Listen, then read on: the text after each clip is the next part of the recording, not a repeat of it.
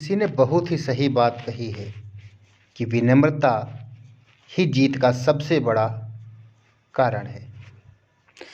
आज आइए विनम्रता की पराकाष्ठा, उसकी कहानी को जानने का प्रयास करते हैं। सभी सनातनी भाइयों बहनों को जय श्री राधे कृष्ण, जय श्री राम। सुबह मेघनाथ से लक्ष्मण का अंतिम युद्ध होने वाला था।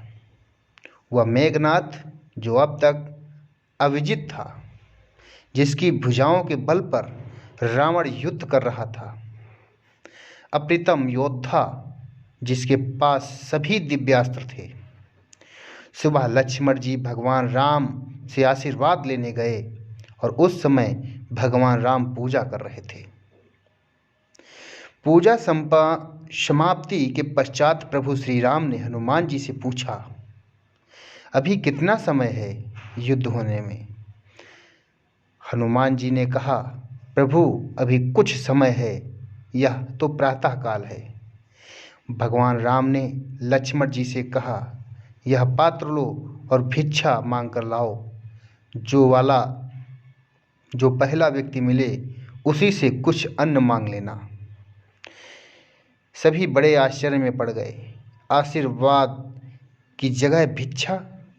लेकिन लक्ष्मण जी को जाना ही था।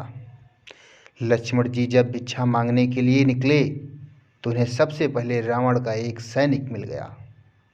आज्ञा अनुसार मांगना ही था। यदि भगवान की आज्ञा न होती तो उस सैनिक को लक्ष्मण जी वहीं मार देते, परंतु वे उससे भिक्षा मांगते हैं।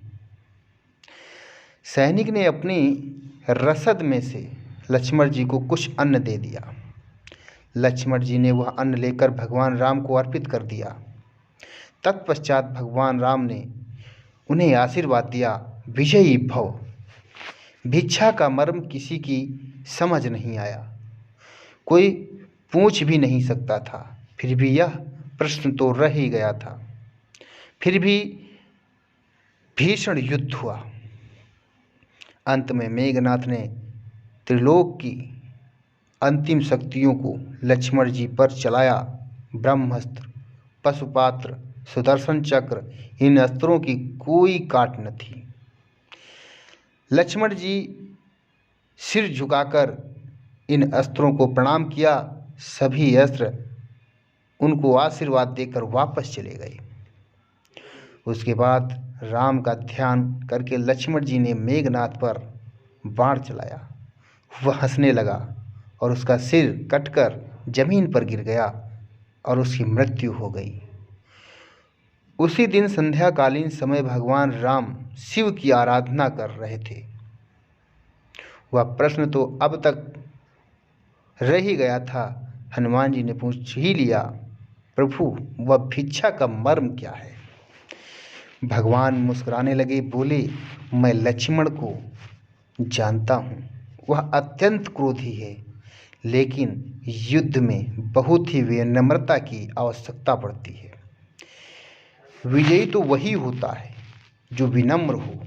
मैं जानता था कि मेघनाथ घमंड की चिंता नहीं करता है। वह युद्ध जीतने के लिए दिव्यास्त्रों का प्रयोग करेगा। इन अमोघ शक्तियों के सामने विनम्रता ही काम कर रही थी। इसलिए मैंने लक्ष्मण को सुबह झुकना बताया। एक वीर शक्तिशाली व्यक्ति जब भिक्षा मांगेगा तो विनम्रता स्वयं प्रवाहित होगी। लक्ष्मण ने मेरे नाम से बाण छोड़ा था। यदि मेघनाथ उस बाण के सामने विनम्रता दिखाता तो मैं भी उसे क्षमा कर देता। भगवान श्री रामचंद्र जी एक महान राजा के साथ अद्वितीय सेनापति भी थे।